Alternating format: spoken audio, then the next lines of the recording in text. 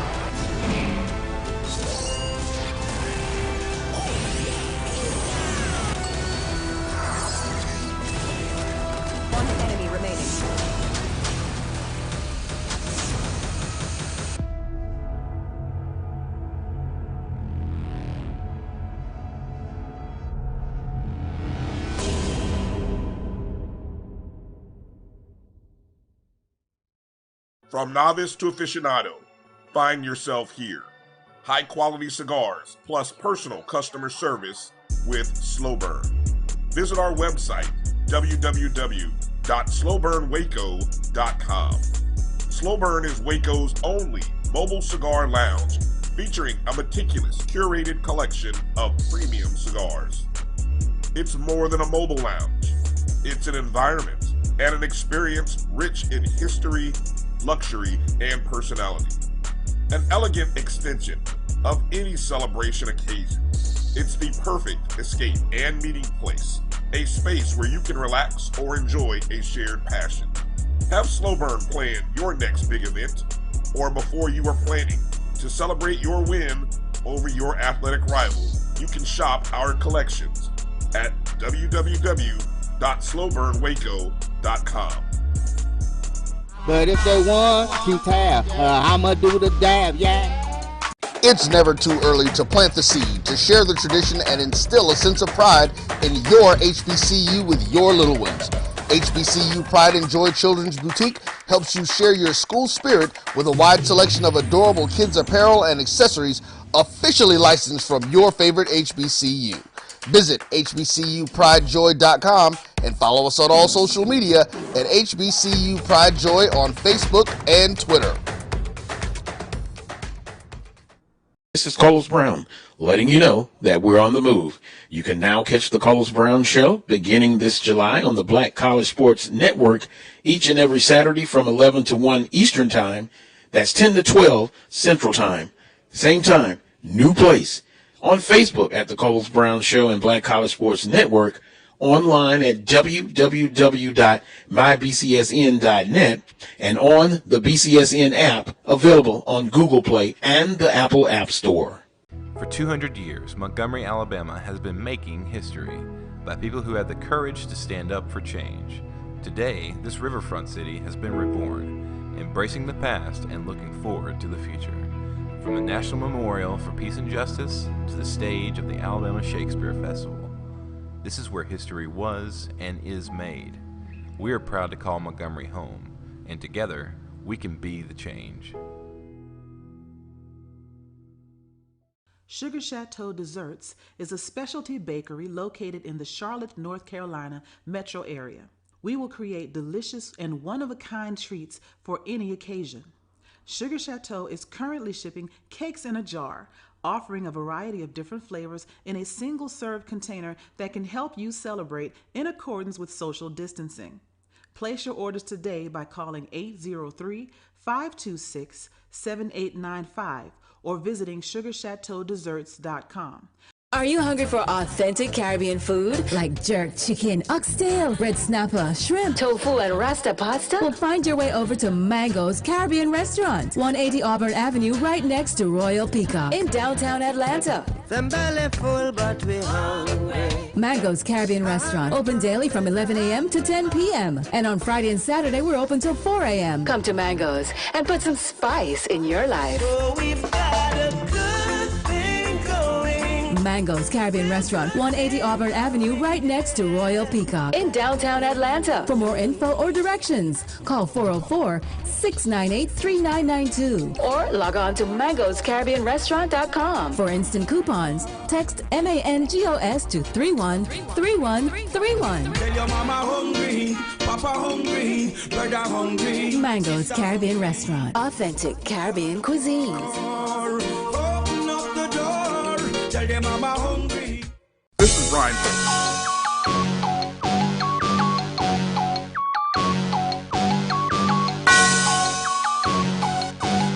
Yeah. I love my HBCU, and boy, I love it, love it. I love it, love it. I love my HBCU, and man, I hope my team they won one. I hope my team they won one. Yeah, man. I hope my team they won one. I hope my team they won one. I tune into the HBCU Sports Lab to see if my team won or lost. If they lost, I'm quiet as a mouse. But if they won, keep tab. I'ma do the dab, yeah. Dr. Cavill, he know what he be talking about. Mike and Charles, they know what they be talking about. They compress the analytic data with your hip hop. If you know them like I know them, they gon' tell you if your team, if they won or lost, and who the ball. So listen to Professor, yes sir, and pay attention. This is Dr. Cavill with Inside the HBCU Sports Lab with Mike Washington and Charles Bishop. Hold up, they're out on assignment. I told you what Mike was doing, traveling around the world, but we're going to stick it to him because he keeps saying Valley. Yeah, that Valley. We'll get into that. That Valley did what they supposed to. And Charles Bishop, I think he's still having fun and celebrating.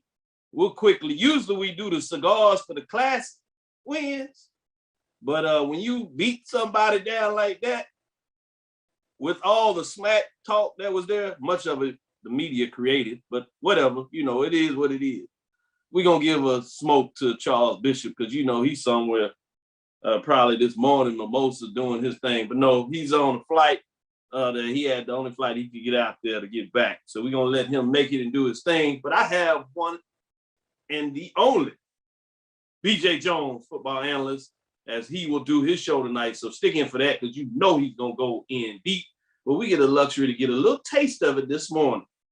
This is also midterm grades are in. They are posted on the dean's office door. So as the professor adjunct Jones is in here, he'll help me break down some of these grades of the day. So it's going to get real intriguing today. So we'll get in some of the details of those games. We'll give out the cigar smoke, right? Slowburnwaco.com. Go check them out. We'll get into that with that classic victory. Texas Southern will get a shout out. Texas Southern, go Texas Southern Tigers. That's a big win with them. All seriousness, I know Southern fans, rightfully so, are disappointed. But if you look on the other side, Texas Southern, we have talked about their struggles. They finally found a way to at least get it done where they can post a W. So credit to them. And then you had a Morehouse Tuskegee Classic. BJ Jones is in the house for that, so he got a chance to really get down with that. And that's another team, rightfully so, that was trying to get off the snide. We talked about Tuskegee's struggle, but when you get the victory over your rival and you take away that 0 out of the win column, that's big. So we'll get into that a little bit. But welcome to episode 199 of Inside the HBCU Sports Lab radio show and podcast, the show that's covering the sporting HBCU dash for all things HBCU sports, for institutions large and small, from NAIA to the NCAA. We share insights and information on the HBCU sports culture, HBCU athletic aesthetics to facilitate the story of HBCU athletic programs in the business of HBCU sports. I'm your host, Dr. Kenyatta Cavill, along with my co-host, Mike Washington, Charles Bishop. And today, as we always do on Sundays, we have none other than the football analyst, HBCU guru, as many call him, BJ Jones, doing his thing. With that, BJ Jones, how you doing? How you doing, Doc, man? It's crazy Sunday, man. We got an interesting day of football yesterday, and, man, ready to dive into it. No doubt about it. Love to see what you're going to post on them grades. Because, you know, it's always heard that you one of the hard adjunct professors out there. People don't want to take your class. Dr. Fleckenstein. There you go. With the F squared on my side and the Flunkenstein on your side, man, students better hit them books. Weight room, practice, whatever you want to call it. Practice. Yeah, now you see why we talk about practice. We are filming from our home studios and sending a signal live, as we always do, across the world in the beautiful home of Texas Southern University from Houston, Texas. Shout out again to Texas Southern. Today's episode of Inside the HBCU Sports Live is sponsored by THG Agency, LLC. THG Agency is a company that provides sporting and educational consulting and data analytics. Let me just jump right into it without wasting time. Like I said, we'll get in and button up some games specifically. But let's go through the MEAC. They had a Friday night game, that Hampton-Howard game. Let's go down to MEAC. We don't have to break down those games, but obviously they will consult on there because, like I said, in the second half, we're getting some of the show games. But I did want to ask you, what are your grade? I know it's early and they played a lot of non-conference. That was actually the first conference game to be. So we'll get a deeper in there to see what they do in their grades. But, you know, their early first test, you know, what are you saying for a team like Norfolk State? What type of grade do you post right now for Norfolk State Spartans? For Norfolk State, to me, they're the class of the Mid-Eastern Athletic Conference right now. I give them a B+. I like the way that they're competing. Pootie Carter and that offense, when they're humming, they're almost unstoppable. Have questions about the defensive side of football for Norfolk State. They will give up the big plays, give up a lot of yardage, but right now they are the class of the Mid-Eastern Athletic Conference. Yeah, I started with them because I'm interested in that too. And I like that great analysis when you posted it. Type the same thing I would have. But the favorite, if you would, preseason team is South Carolina State. They've played a tough schedule, but it's also been a schedule that they would have because two of the teams they played non-conference were actually previously conference games. And so in that kind of retrospect, they played the Alabama A&M team to open up the season. So they've had a very solid schedule as well, but they've only got one win out of it. What do you say about South Carolina State? They still have a lot of time to change the grade, but I'm interested to see what type of grade you have posted for midterm. I would say a C-. I was really close to going to D on South Carolina State. When you look at it, they lost to Alabama A&M. A game they very well could have won. Competed well against their FBS opponents. But then Bethune-Cookman, they look great for 3.5 quarters. Well, 3 quarters in the quarter. And then they look like the South Carolina State team that we've seen the rest of the year where you're able to run up and down the field on them. Their only win was a narrow defeat of Bethune-Cookman, who's winless on the year. Yeah, I am C-. I'm close to giving them a D. Ooh, I see you. T. Foster says Bama A&M got a 1.0 GPA. Shout out to Lonnie Shaw, Diane Weber, Karen Griffin, Jamie Walker, G. Boone Holly in the house. Who else we got in here? Come on in. We got a lot of viewers. Appreciate you. Come on, provide your comments. Give me your grades on your team at this time so we can see how it matches up on the football guru as he breaks it down. Well, let's go. We're not going to go through everybody in the MEAC. We'll have time to do that a little later.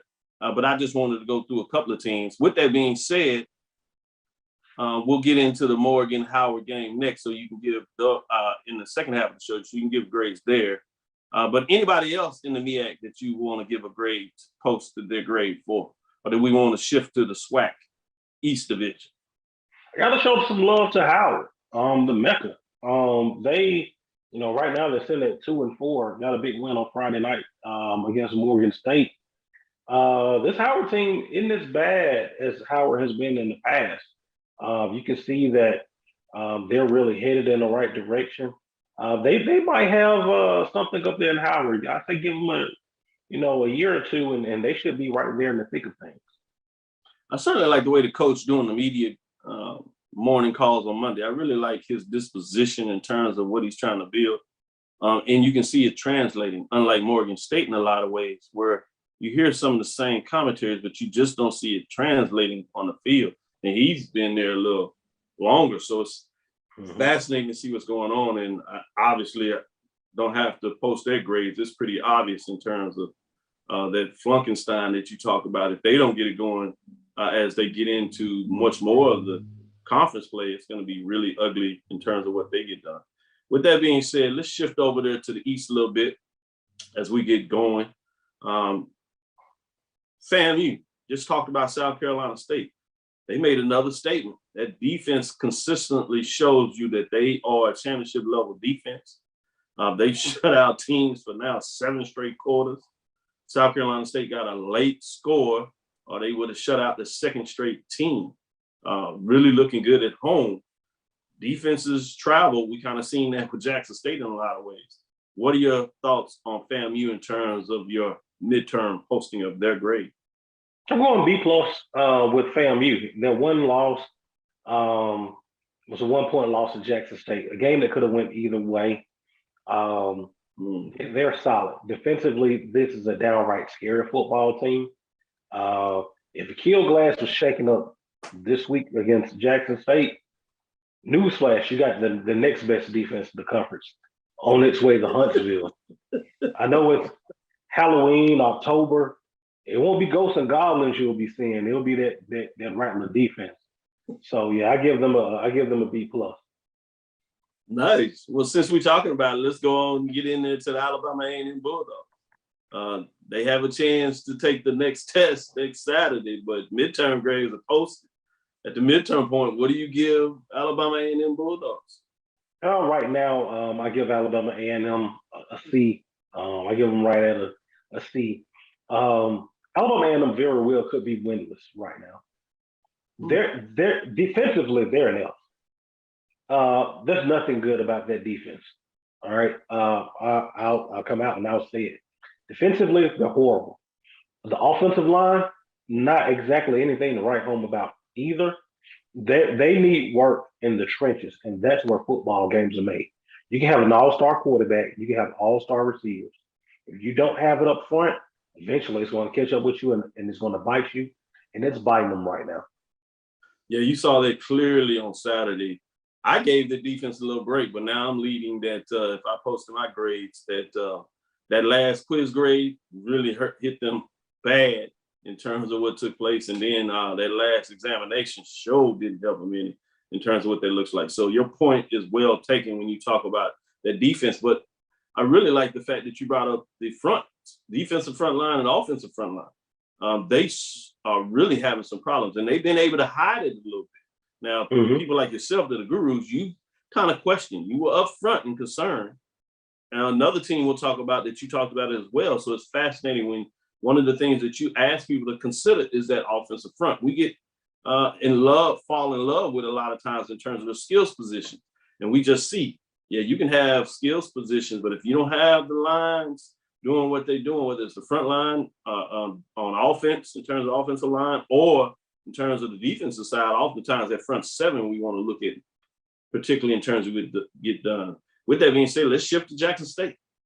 They showed a lot with both of their lines, particularly defensive front. We knew it, but they got a chance to really show the world. What are your thoughts in terms of their midterm grade?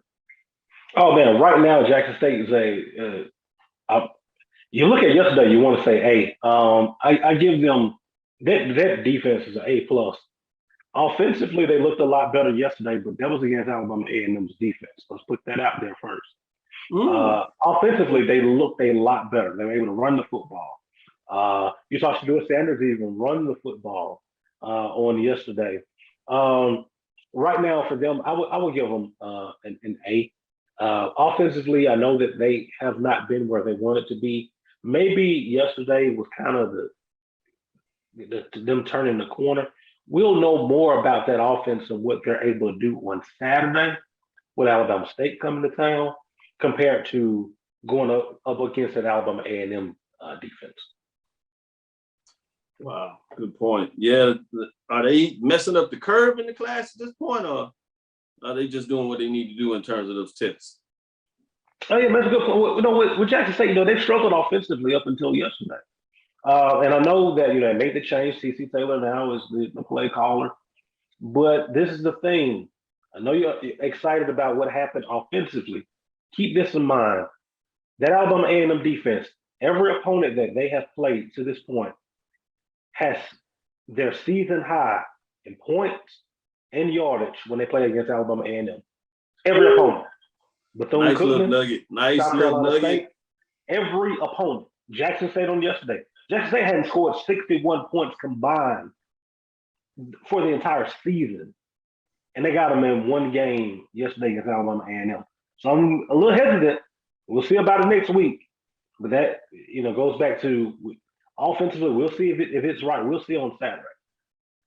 Let's sneak two more out of there before we go this break. And then on the second half of the show, as we end, we'll do some grades in terms of the West Division. And then we'll maybe sneak some grades in on the non-conference and certainly some of these top echelon teams and bottom teams in the CIAA, SIC. With that being said, Alabama State, very mercurial in terms of what they do on their tests. I mean, they bust out one test, and then they kind of fall on their face. At least that's what I've seen grading their papers in terms of what's going on. But what do you say about Alabama State? And then you can follow it up with with Valley. I'll say with Alabama State, they're right at a C. They 1 week you see them against Bethune-Cookman, you go, it may be on to something. And the next week you see against FAMU, and offensively they don't show up at all. They made a quarterback change yesterday. Crowley kid, local Atlanta kid, proud Papa Marvin Crowley. I know he's very excited about what his son did on yesterday. Offensively, they looked a lot better. They completely shut down Arkansas Power Blow. So I'm going to give them right at a C. They got a big test coming up on Saturday, homecoming at Jackson State. So we'll know more about that Alabama State football team on Saturday. What about with that? Let's go to a break. This is Dr. Bill inside the HBCU Sports Live with Mike Washington and Charles Bishop sitting in today, giving us a little football analytics. BJ Jones, as we turn in them grades, midterm grades in. Let's see what your thoughts on your team's performance as the grades are posted on the dean's wall. Let's see what's going on here. We'll be right back after this quick break. This is Brian Fulford. A.B. Drew and I are co-hosts of the BCSN Sports Wrap. We talk about all things related to HBCU athletics. From the games, teams, coaches, and fan interest stories, we cover it all. You can find our shows on Facebook at BCSN Sports Wrap, YouTube at MyJBN Online, and everywhere you listen to podcasts like Anchor, Spotify, Google, and Apple Podcasts. You can also find the show on the Jericho Broadcast Network's app. Make sure to download. We look forward to you joining the conversation and being a part of the show. Since 2002, Empowerment Resources, Inc., a nonprofit organization, has empowered more than 1,500 youth and adults in Duval and surrounding counties through its programs Journey into Womanhood, Girls Mentoring, Life Skills for Teens, and parenting education coaching.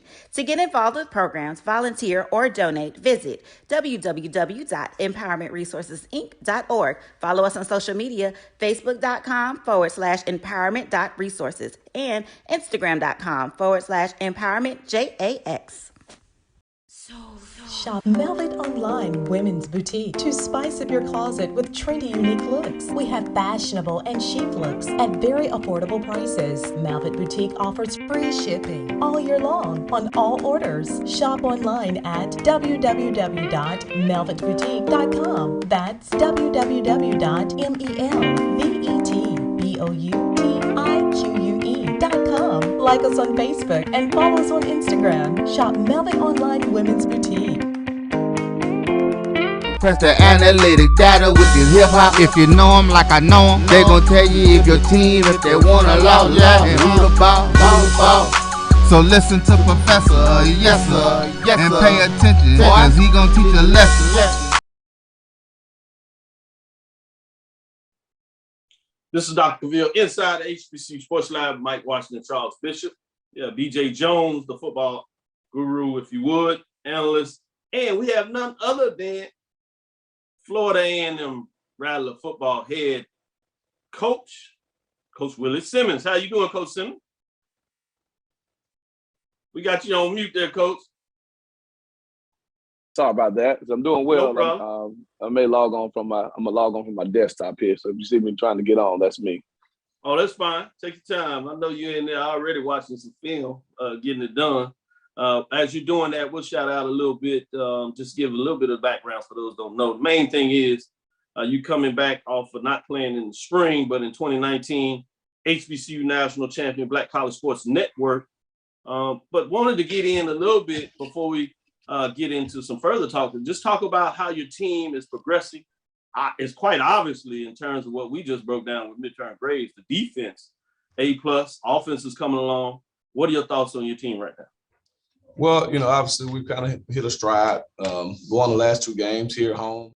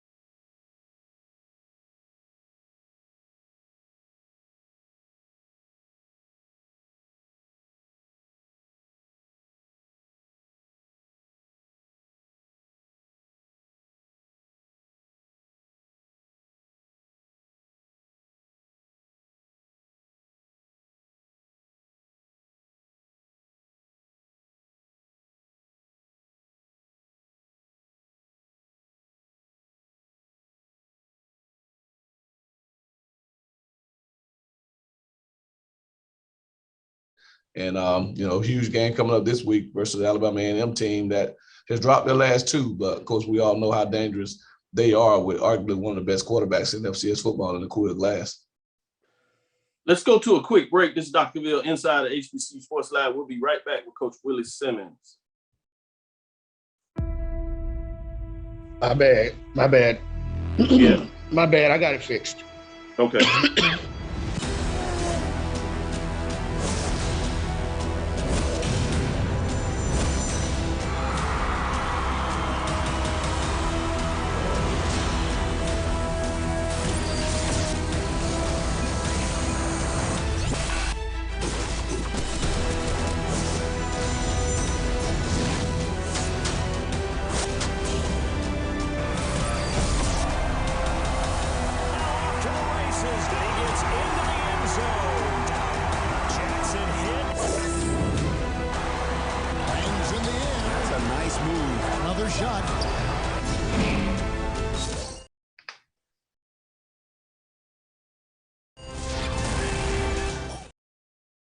This is Dr. Ville inside the HBCU Sports Lab. With that, apologize for the technical difficulties, but we got you in there and we don't want to remiss. So we're going to ask Coach, go ahead and talk and highlight those players. We want to make sure that their names get out there. They deserve it. They've been putting in their work. So please proceed. Yeah, thank you for the opportunity. Like you said, they're well deserving. Isaiah Land is playing unbelievable football right now. Box to Road National Player of the Week last week with 3 sacks against Alabama State. And because of some technical difficulties with our stat machine yesterday, didn't get those recorded. But, I think the players on the sideline are kind of counting his stats as he plays. And yesterday they were saying he had 5 in yesterday's game. And so we're going to confirm that But again, just playing phenomenal football right now. Savion Williams in his first game, I thought played really well. Some tackles for loss, got to the quarterback a bunch. And then defensively, forced 4 turnovers, interceptions, 3 interceptions and a fumble. And so those guys are playing as well as can be. Jose Romo Martinez hit a 51-yard field goal yesterday. So again, continuing to kick the ball extremely well. And then offensively, I thought Terrell Jennings had a really big game rushing the ball. He and Bishop Bonnet. And then David Manigo, had been kind of hampered by some injuries, but really showed up yesterday with some huge catches, made some big plays. Jamarie Shareed made some phenomenal plays, being dynamic in space. And so our playmakers are really starting to play really good football now. So we're kind of hitting our stride because obviously we're going to face an Alabama A&M team, like I said, with Aqeel Glass, who's one of the top quarterbacks in FCS football. And even though they've dropped their last 2, we know how dangerous of a team they can be. Great points made. Let me let DJ Jones get up here and ask a follow-up question. So, Coach, yesterday your defense only surrendered 128 yards, which is phenomenal. Defensively, this football team has been on a tear. And what do you attribute that to? I think that people are really slept on FAMU on the defensive side of the football, but I think now after these last 2 weeks, the secret is out. So what do you attribute that to, Coach? Well, one, talking about the fact that they've been slept on, I think a lot of that is due to the fact that for years, people have looked at me as an offensive-minded coach. And so it's always about, the Willie Simmons offense and us being able to put up points in bunches in our tempo and all those different things. But as a head coach, you grow, you mature, and you realize you do what's best for your football team. And so watching this team grow and develop over the last really 2 years, since we didn't have a chance to play in 20, we really built our team around defense. Obviously we know defense wins championships, and a couple of games that we lost in the past, we felt that we had performed a little bit better on that side of the ball, that we'd have a chance to be champions at this point.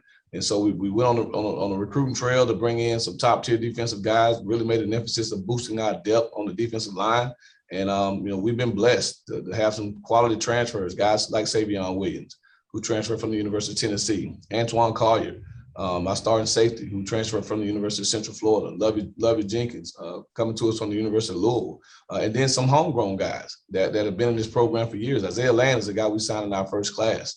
He's really coming to his own. I mean, he is a terror. I would not want to see him in a one-on-one pass rushing situation against anyone.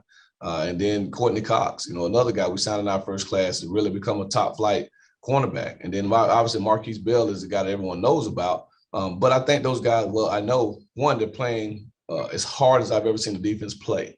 2, they're playing together, and that's the thing that really excites me about this bunch. When one guy makes a play, you see 10 other guys going to celebrate with him. It's not that me mentality on that side of the ball, so they play for one another. They believe in the schemes that we're playing with, and we're just allowing them to play fast. Not a whole lot of thinking, not a whole lot of calls, just line up and play fast. And those guys are doing that. And again, for 2 weeks in a row, we've held opponents to under 200 yards of total offense, which again, at this level with the type of offenses that we see on a weekly basis is unheard of. And so just excited to have a defense like this because again, offensively, we haven't really hit our stride yet, but these guys are making it to where, we're not pressed to do so, even though we're going to work to get there. But if they keep playing at a level like this, I mean, you're looking at from Division I opponent, from FCS opponents down, we have not given up over 7 points in any game, and with 3 7-point games in a shutout. So again, you're talking about 21 points surrendered in 4 games in FCS competition and below. And so again, hats off to Coach Ryan Smith, co-DCs Ryan Smith and Brandon Sharp, the rest of the defensive coaches. Those guys are doing an amazing job, as good a job defensively as I think I've ever seen. And I've been around some really good defensive coaches in my day. Man, that's a statement when you broke it down in terms of points per game. The eye test is telling me everything I need to know. But let's shift a little bit to the offensive side of the ball. Rashawn McKay, his maturation to me has really improved. Can you talk a little bit about that and the offensive side of the ball? Yeah, Rashawn's a guy that, obviously his best football is ahead of him. You're talking about a guy that really only played 1 year of high school football. He was a baseball player, decided to play football his senior year, was given the opportunity to play quarterback, and came here as a walk-on. We saw a skill set, but we knew that he hadn't played enough to warrant getting a scholarship at that time. But he's an extremely hardworking young man, puts in the work in the weight room, in the classroom, in the film room, and he's getting better every single week. And, his maturation, as you alluded to, is growing every week. With every snap he takes, he gets better. And that's just the thing with a guy who hasn't played a lot, especially at the quarterback position. The more you play, the more you see things, the more you train your eyes to anticipate throws. That's what makes great quarterbacks. And so I think the NFL uses that same model. They place a premium on quarterbacks who stay in college all 4 years because of that experience. You look at guys like Peyton Manning, stayed 4 years in college, Drew Brees, stayed 4 years in college, Tom Brady. So some of the best quarterbacks to ever play the game stayed all 4 years in college. And the more reps you get, obviously the better you are at that position. And so the more he plays, the more he'll take command of this offense. And I think the more efficient we'll be able to be. But, right now we're relying heavily on the run game to kind of keep us going and keep the defense off the field, because as long as they don't get tired, they're as dominant of a bunch as I think there is in FCS football. Well, you were a quarterback yourself, so I'm going to trust you on that one. With that being said, go ahead, BJ Jones, follow up with your next question. Hey, Coach, Bishop Bonnet is not the biggest kid in the world, but the way he runs the football, yesterday, 12 carries, 118 yards, averaged 9.8 yards per carry. And one of the things that he said on Twitter is that he left some runs out there. He felt like he could have done better. When you see a young man, not the largest kid in the world, but the way that he plays, talk about the heart of Bishop Bonnet. Well, Bishop is a guy, obviously, that we inherited when we took over the program in 2018. And in our very first conversation, he asked me if I was going to give him a chance to play running back, because obviously the previous staff didn't really give him that opportunity. And the first thing I told him was, Bishop, size-wise, you remind me of Dwanya Tucker. Obviously a guy that I had at Prairie View A&M who played with that same type of heart. So it's not about the physical stature of a guy. It's about what's inside. Bishop is a guy that has one of the biggest hearts that you'll ever see. Just great intensity, plays with an edge, plays with the chip on the shoulder, and so the challenge for us offensively, and that's something we're going to drive home this week, is that we get the other 10 guys to match his level of intensity, right? He's playing the way our defense is playing, extremely hard on every play, going the extra mile, just refusing to be denied. And that's something that has made him the back that he is. I mean, Bishop breaks more tackles than Terrell Jennings, who's 230 pounds, than maybe Jay McLeod, who's 245 pounds, because of how hard he runs. And you're talking about a guy that's 175 pounds, but who squats over 600 pounds. I mean, it's amazing when you see him in the weight room, put all that weight on his back, sit down and come back up. I mean, so again, you're talking about a guy that puts in the work in the weight room, in the classroom. He's got 2 degrees from FAMU already, working on his 3rd. And so we have a saying here that the way you do anything is the way you do everything. And Bishop has shown that he's a hard worker off the field, in the classroom, in the weight room, and that hard work is obviously paid off and shown up in big games on the football field, and we're excited to have him. When you talk about off the field, man, crazy comment. Thank you for that. But you talking about off the field, I want to take it off the field. But before we do that, SWAC fans around here, particular Prairie View, Southern University, knows quite a bit about Dwanya Tucker. So that's a great point when they start looking and analyzing Bishop Bonnet for them to kind of make the connection of what he's able to do. So appreciate those reference points, really, really unique. As I told everybody, about your quarterback experience, people may not realize you also have your degree in marketing. Brilliant at how you do that. And I tease you with that, but seriously, because we need to understand the branding and the connections about not only doing it on the field, the X's and O's, but also how we translate that off the field. We see that now from the conference office. Part of the reason, if you would allow me to jump out there a little bit, to talk about FAMU deciding to make that move to the SWAC and what it has done to the SWAC overall, and also what it's done for FAMU. But I say all that to ask you about off the field. Why not us? Talk a little bit about how that came together and why that's important. And even how I heard you talk about the fact that, hey, if things don't fall our way in terms of getting into the SWAC championship game, hosting it or getting on the road, but there's also a chance where you're looking at playing yourself in a position for the playoffs. If you can wrap all that together, please do. Yeah, no question about it. Just to talk briefly about why not us. So earlier this year, we were approached by CJ Paul, who's obviously the brother of Chris Paul, I think it's ODIP Productions, their production team. Obviously, they did the season 1 this past spring with North Carolina Central and followed their basketball team on their journey. And so they wanted to take it a step further and look at football, right? And one of their platforms is really highlighting HBCUs and the journeys, the struggles, the triumphs, everything that makes us who we are as institutions. And so when they looked at football programs and, schools that are doing great things that kind of fit their motto, we kind of embodied all of that. Obviously, signing the LeBron James deal with Nike, the first one of his kind, with LeBron James, the stadium renovations, all the things that have been going on, it seemed like a perfect marriage. And so when they approached us about it, obviously, whenever you allow an outside entity that much access into your program, some people will have reservations, but my biggest thing was there are amazing things happening at Florida A&M every single day, from a university standpoint, from a football standpoint, and from a community standpoint. We've tested more people for COVID-19 and vaccinated more people for COVID-19 than any place in the area, right? Those type of things need to be showcased and highlighted. And so we felt it was imperative for us to allow the outside world to really get in bed with FAMU, so to speak. Like, see what happens on the highest of 7 hills. See why we're the #1 public HBCU in America. See why we're the number 104 ranked public institution in America in any classification, right? And so, we don't have anything to hide. We want to bear it all. We want to put everything out there for the world to see, because we feel like you're talking about branding, that if people really see what happens at FAMU and really understands the day-to-day operations, that they would endear themselves to this place just like over 80,000 living alumni have, because we recognize the strength of the FAMU brand. And so we want that brand to continue to grow. And when you can attach yourself to an ESPN, a Chris Paul, a LeBron James, it's a perfect marriage, right? Larger than life sports figures, a larger than life institution in our eyes, right? And so it all works together, and it's been phenomenal. So we've been excited to have them here. Our first episode will debut this coming Thursday. We're very excited to see it.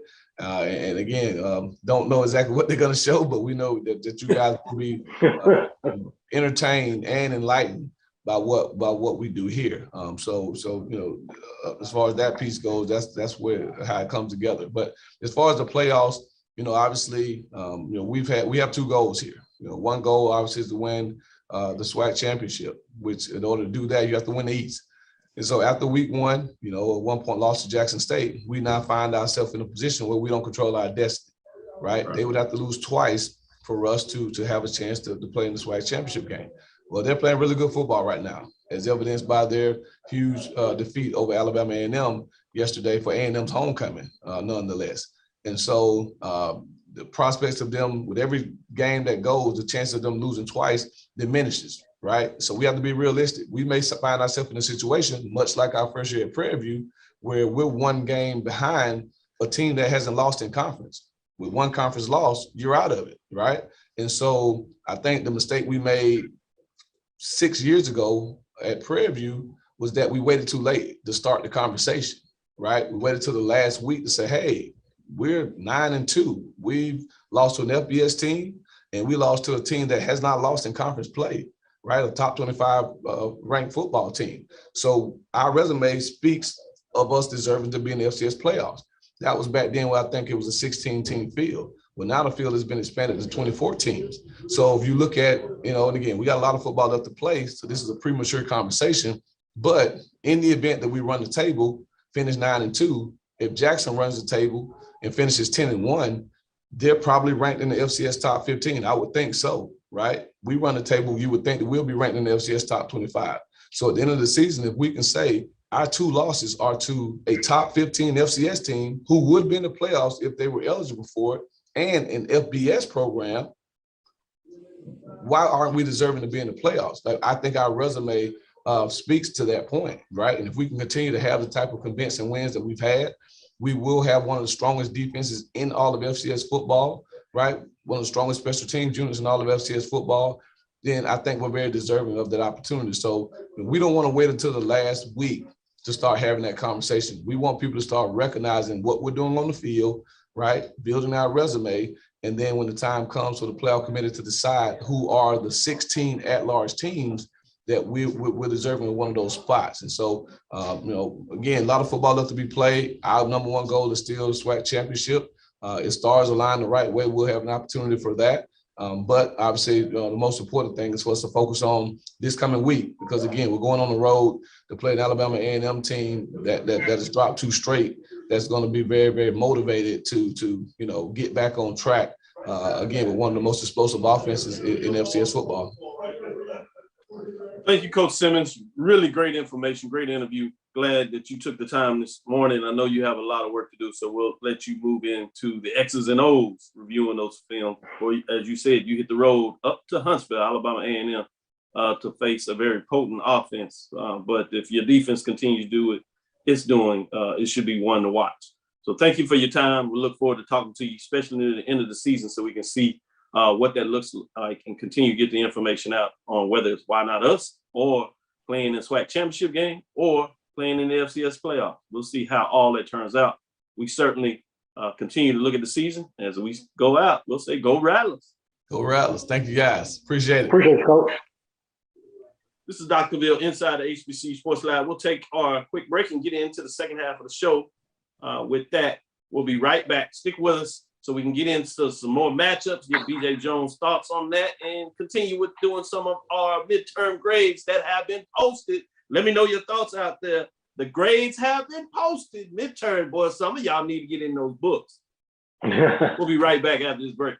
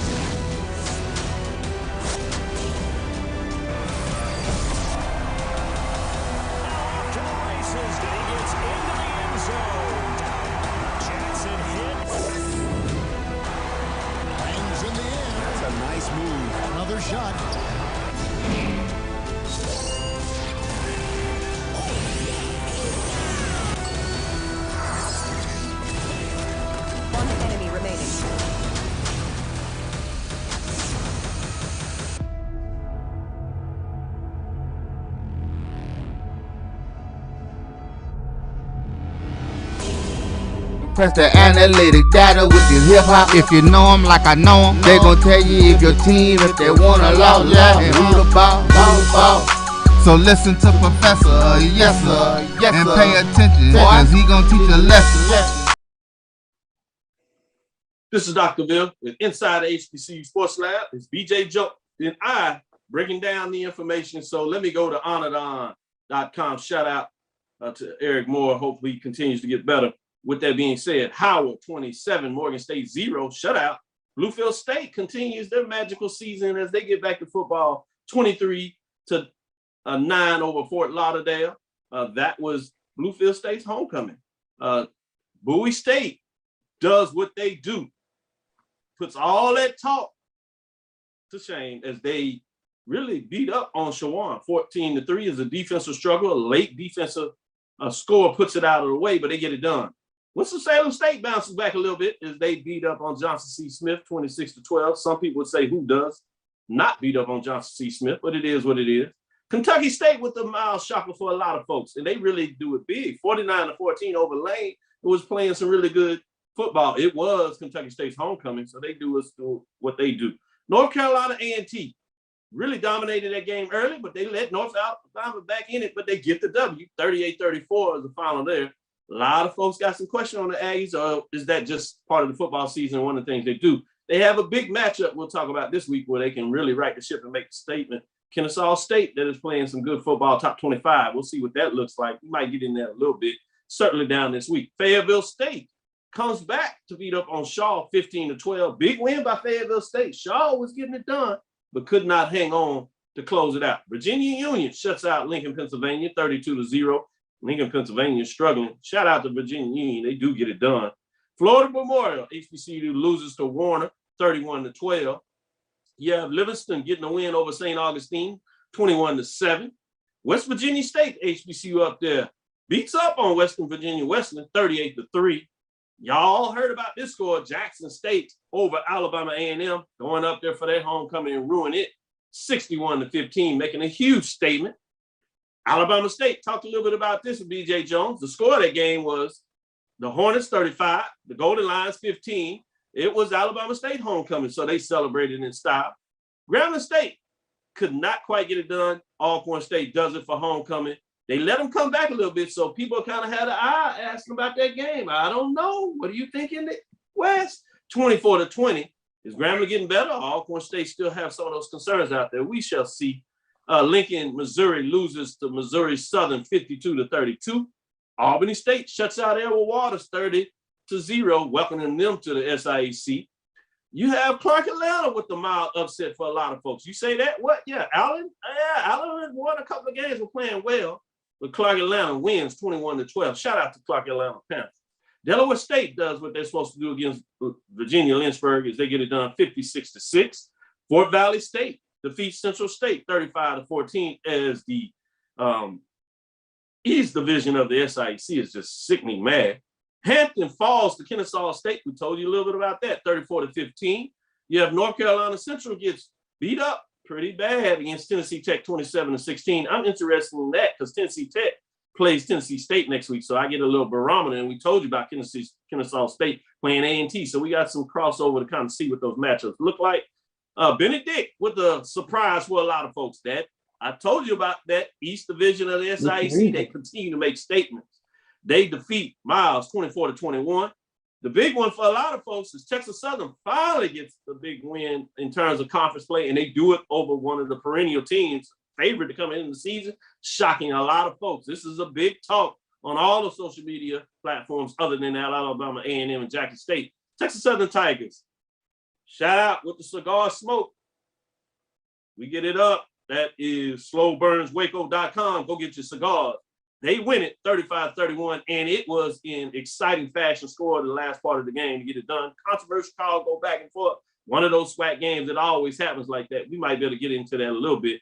Probably the next question I'm going to ask B.J. Jones because I know he has some comments on that game. With that being said, Mississippi Valley State shocks a lot of folks. Valley?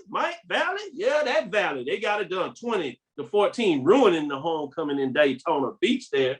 FAMU, as we just talked about it, FAMU defeats South Carolina State there. MEAC conference rival 30-7. And that's a game that's interesting because usually the opposing team has won on the road. Not this Saturday. Savannah State wins 39-6 over Erskine,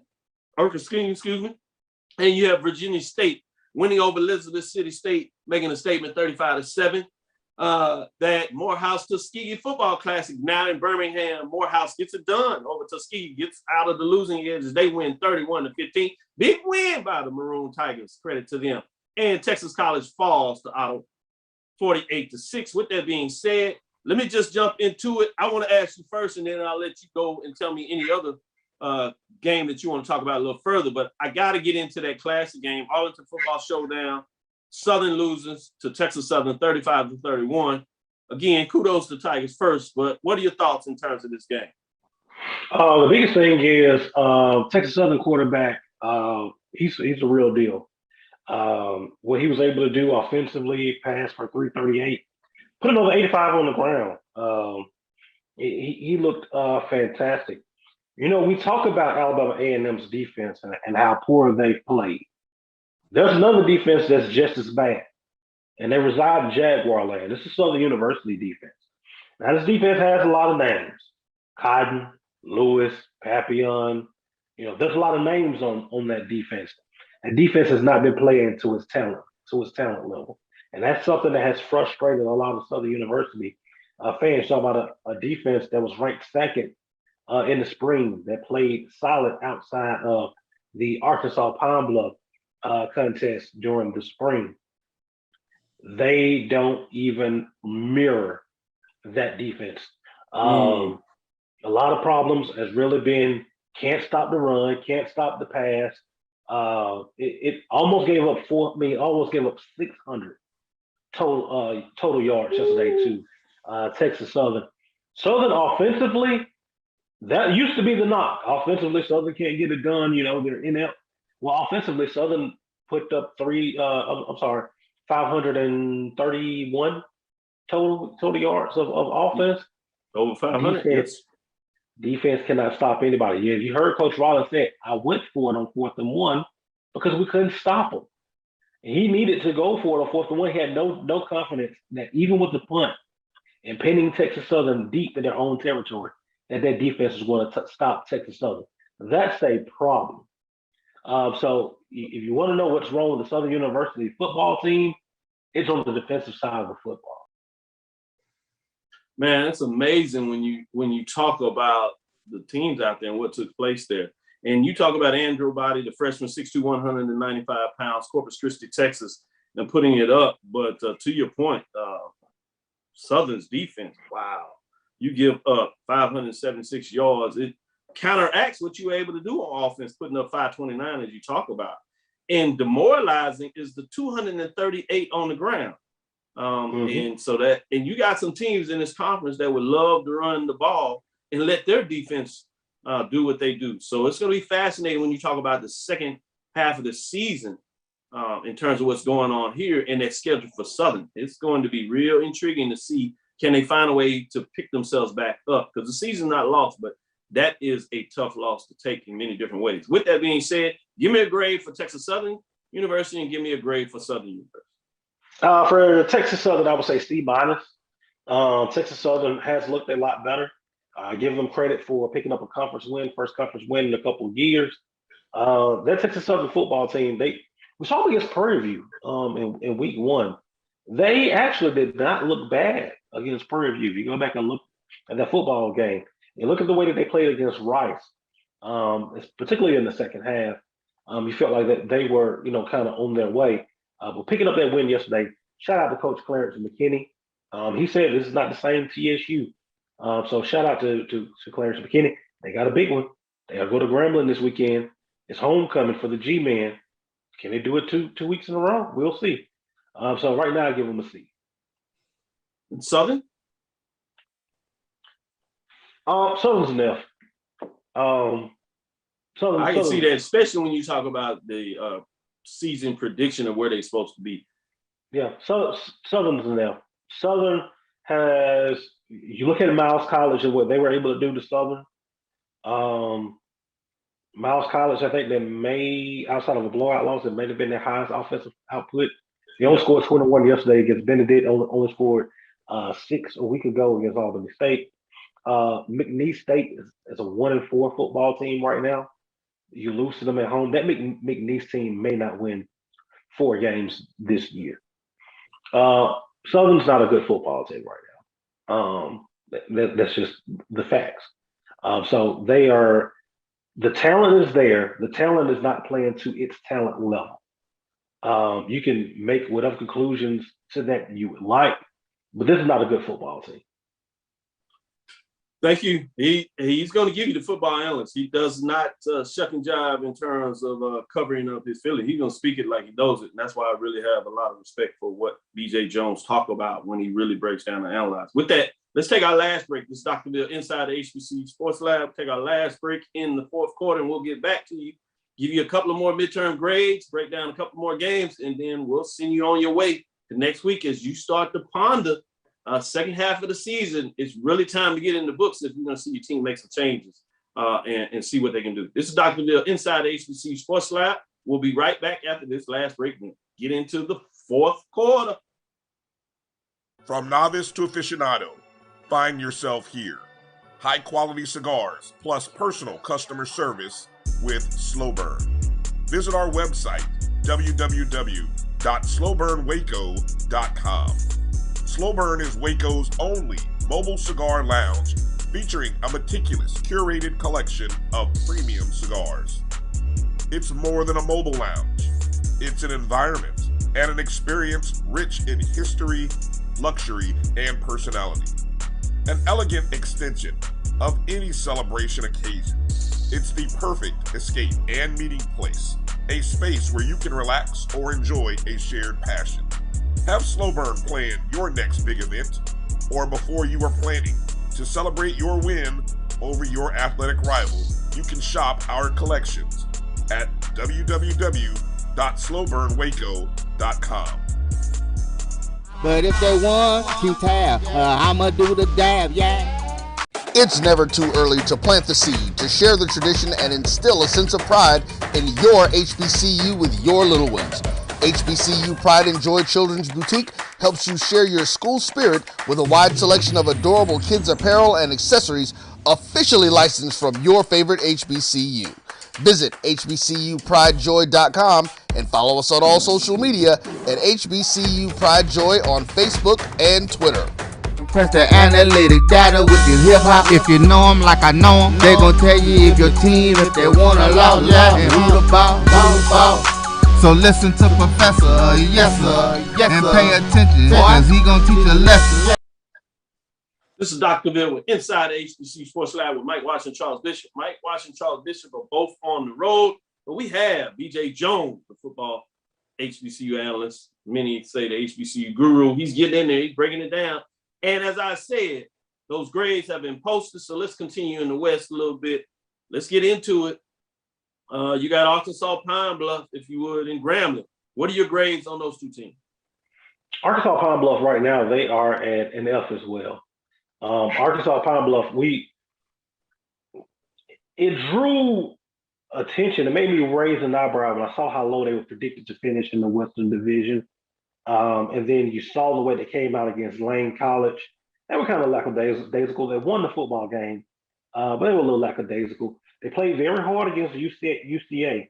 And then for a half against Alcorn, they looked like the UAPB from the spring. From that second half of Alcorn to now, it's been bad. They got completely taken apart by Alabama State yesterday. Only scored 15 points. 12 of those were in the fourth quarter when the game was in hand. Got taken apart by Prairie View. Arkansas Pine Bluff. This might not be the year. They got Southern coming in for homecoming this weekend. We'll see kind of what happens there. But right now they are an F as well. Those are two teams that both need a W, so it's going to be interesting because they're going to be fighting all the way through, especially early in the game, because both of them want that W to find a way to resurrect the season or stay in the race, however you want to say it. With that being, but what about Grambling?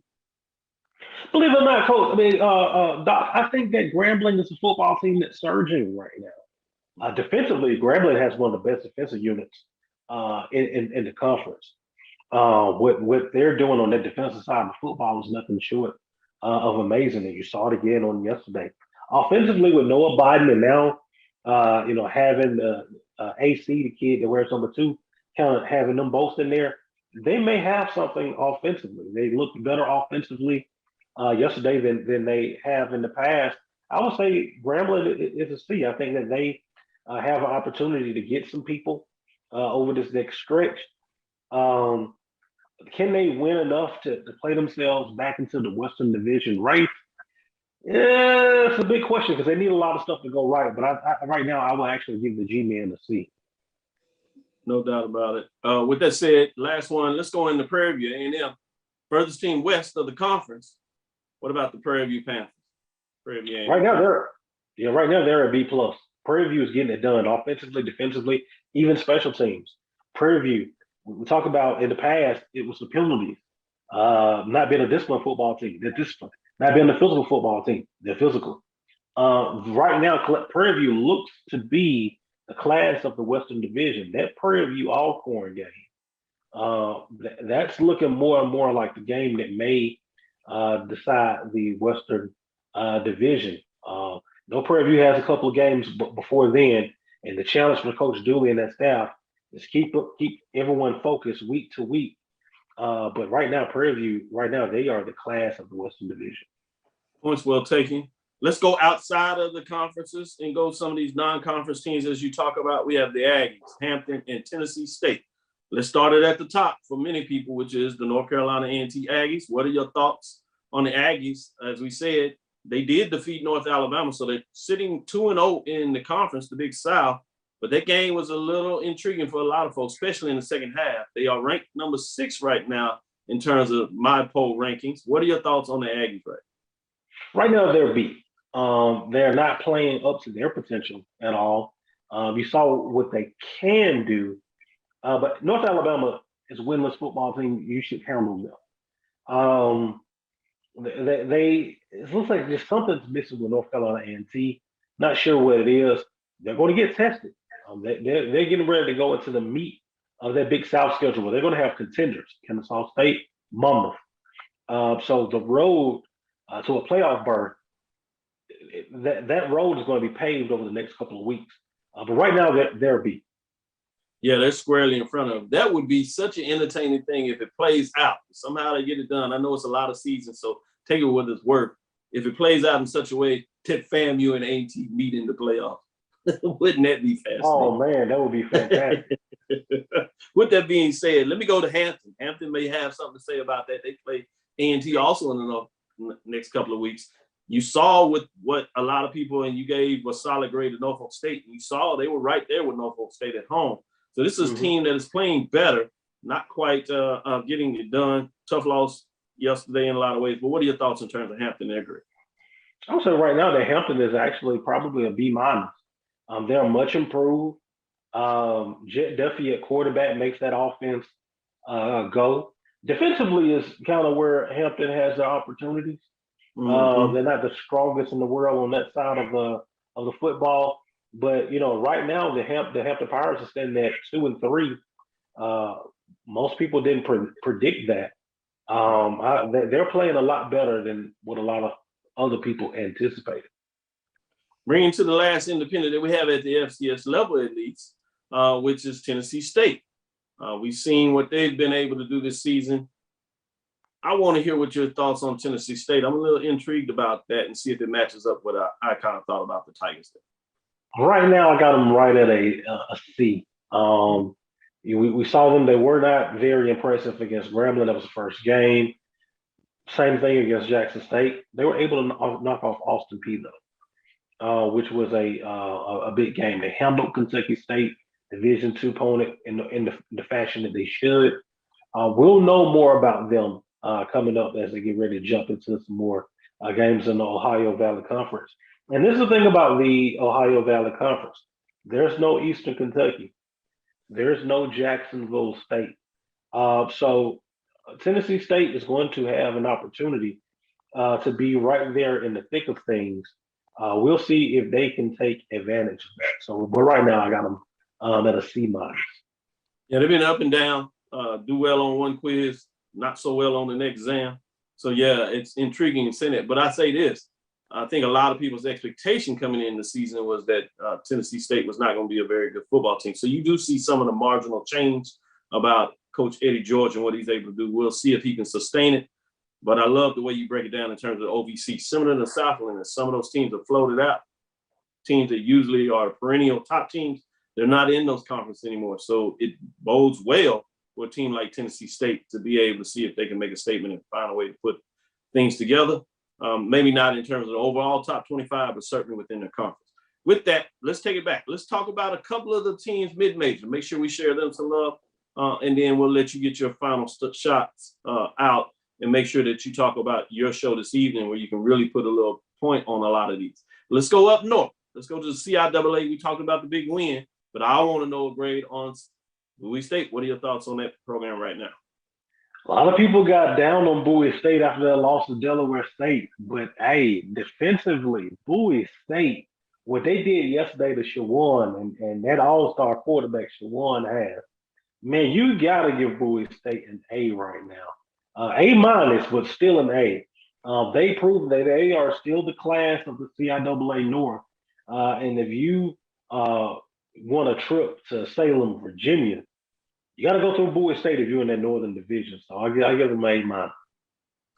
Jump over here to the Southern Division in terms of Fayetteville State. Big win over Shaw yesterday. I want to hear your grades on them. This is one that we question because that Southern Division of CIAA, not very good, but we saw with Shaw was trending in the right direction. Might give you to get a sneaker grade in there if you would, since it's posted already. Give me your grades on those two teams out of the CIAA, if you would. Shaw's actually, I got them right now at a B. Shaw, they've been playing lights out. A lot of people like Shaw yesterday in that football game against Fayetteville State. Fayetteville State, preseason was predicted to win it. Shaw made it difficult for them. That was a low-scoring, old-school slobber knocker game, 15-12. I give Shaw all the credit in the world. Fayetteville State, I give them a B plus, just slightly above. They found a way to win. Offensively, they weren't able to get it together. The offense didn't flow like it usually does.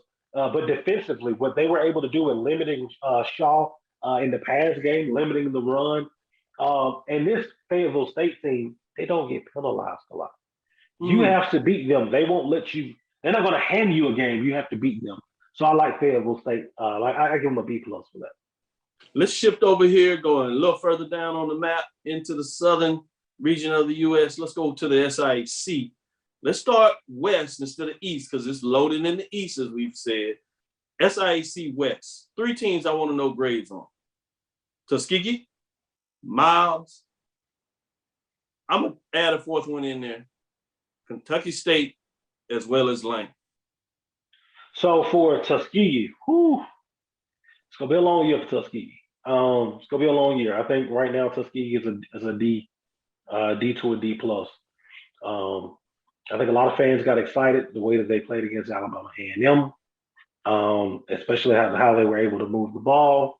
Me, you, and 10 other fellows, we can get out there on the field and we can move the ball against Alabama A&M defense. Tuskegee, I really expected them to beat Morehouse yesterday to kind of get back on track. Didn't happen. I think it's going to be a long year for the Tigers. Right now, I got them right now at a D plus. And if I would have told you, hey, Doc, before the season started, Tuskegee, Southern, Grambling would all be having terrible years. When is the last time that has happened? Exactly. I wouldn't have believed it. It's not all 3 of them. Nope. Point well taken. Let's go back over here to the East Division, where we say it's loaded, especially when you talk about the teams coming in. But with that being said, let's focus on those top 3 teams because it sounds like it's going to fall between them. And you talk about the East in terms of what Morehouse and Clark Atlanta are doing with some of the teams in the West. Shout out to them too. But let's stick with it. Savannah State, Fort Valley State, and some believe the top of the crop is Albany State. What are your thoughts on all those 3 teams right now? Right now, I got Savannah State. They're at a B plus. They're chugging along. It seems like Savannah State, Fort Valley, and Albany State are on this 3-headed collision towards each other. I think that's where the East will be won between those 3 teams. I like Fort Valley. I think they're a B as well. They get it done defensively. Albany State, right now they're A. They're the class of the entire SIAC. If you look at the way that they play. Coach Gabe has that program rolling. They're the class of do not sleep on Benedict. Do not sleep on Benedict. Benedict may not go to the party, but they can stop you from going. Yeah, they're going to ruin it for somebody. They're going to shut their door on you. They say, you might let me in. They're not going to let you in either. Yeah. He said, all right. Great points made there. Last thing I got, let's go to some of the independents. Specifically, the one I want to talk about is Langston. Langston University. 2 new programs. I'll throw in Edward Waters and Allen as they join the SIAC. If you would break down those 3 schools in terms of their grades. I give Edward Waters and Allen right now both Bs. And the reason being, they're new programs to the SIAC, but you've seen them beat people. Year 1, come in and beat people. And they haven't been an easy out for anyone. I think that they have achieved above what was expected of them. So I like the trajectory of both of those programs. Coach Keaton Allen over there Coach Keaton over there at Allen. He's a coach that was at Stillman, had Stillman College rolling for a while. I think that he's one of the bright young coaches in HBCU football. It'll be interesting to see what that Allen program can grow into and kind of what's his next move, because I think he's that talented. And Coach Morgan over at Langston, they just keep rolling on along right now. Langston, they're in the A.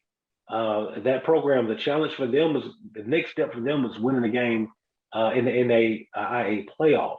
We know what they can do in the conference, but the monkey on their back is getting that win in the NAIA playoffs. And hopefully this is the year that they do. Well said. Well said. With that being said, BJ Jones, we're going to call it a close. But I want to give those listeners out there, those that do follow you, they know what's up, and those that don't, give them a shout out in terms of what they can expect this afternoon or this evening, I should say. Oh, man, this evening, man, we're going hard and heavy, man. We had big ball games we're going to talk about. We're going to talk about the massacre in Huntsville, Alabama, homecoming that turned into a homegoing for Alabama A&M. We'll talk about that. Talk about the close game down in Alcorn. There was homecoming down there. We'll talk about the Hornets stinging the Golden Lions down in Montgomery for their homecoming. And we got to talk about Southern. Don't let this jersey on the other side of my shoulder fool you. I'm not biased when it comes down to this thing. I tell it like it is. And if I can't give it to you like it is, I'm just not going to give it to you. So we're going to dive into that. And we're going to give a shout out Coach Clarence McKinney in Texas Southern and the big win on yesterday. So got all that coming up. Going to be right here on the BCSN network. Going to have a few guests for you as well. So looking forward to it. We'll have a little fun with it. What time can they tune in? It is 8 p.m. Eastern, 7 p.m. Central. No doubt about it. Right here on the network, that's Black College Sports. Before that, you usually have the sports wrap with Brian and AD as they continue to do your thing, and then you get to get into BJ Jones. I certainly will be tuning in and seeing what's going on. Before we close, let me let you know what you expect next week as you get into the second half of the season. See if you're going to either maintain your grades or you're going to get in those books and update your grades to see if you can increase them. But some of y'all just going to need to go ahead and drop the class. This has been one of those seasons like that if you ain't careful. But unfortunately, you can't drop out of a season. So it is what it is. But some of y'all fans are going to be dropping out of you not following your team. But stay in there. Stay in there with your team. Do what you got to do. Shout out again to Morehouse as they got the slow burn Waco.com. Shout out to Charles Bishop and his Jackson State Tigers. Shout out to Texas Southern Coach Clarence McKinney as BJ Jones certainly did, rightfully so. Shout out there. Big games this week to keep you in your mind. Some of them I want to give you up there is Grambling State, Texas Southern. It's Grambling State's homecoming. One that is not one we're going to focus on, but we certainly will keep an eye on that. Alabama A&M hosting FAMU. Bowie State and Virginia State. That's on Aspire TV. Make sure you keep your eyes on that. South Carolina State and Morgan State as they get into conference play. MEAC, that is a homecoming game for South Carolina State. They want to show that they can get it done. It'd be interesting seeing that matchup. Morgan State is struggling, shouldn't be a problem, but one to keep your eyes on. Obviously, you got Alabama State going into Jackson State. Would it be a layover, if you would, a hungover, if you would, for Jackson State? Can Alabama State Hornets shock the world again and get it done? That one is in Veteran Memorial Stadium in Jackson, Mississippi. We shall see. Langston takes on Texas Wesleyan. That's one to keep your eyes on. It is Langston's homecoming. Tennessee State at Tennessee Tech. I want to see what that starts. You get into OVC conference play, as we say. That should be interesting. It's in Nashville, so it's a home game for the Tigers there. Albany State and Benedict. Benedict has the ability to keep some people out the party. Will they do it against Albany State that many people think are the best team at the mid-major level? Keep your eyes on that one. We also have Savannah State and Clark Atlanta. I don't think that's going to be a problem for Savannah State, but Clark is continuing to play well. It's in Savannah, but it's their homecoming. It's the Orange Out. Kennesaw State, North Carolina A&T. I have my eyes on this one as well. Independence conference game there. In terms of the Big South, it'll be interesting to see if North Carolina State can get it done against Kennesaw State, one of the teams that's predicted to win that conference. Playing good football, top 25. A&T has a chance to make the statement. This is why they supposedly went to the Big South. So we shall see. They are on the road. It is a 4 o'clock Central Time. It is on ESPN+. I will be watching that game. That'll do it for us. This is Dr. Cavill with Inside the HBCU Sports Lab.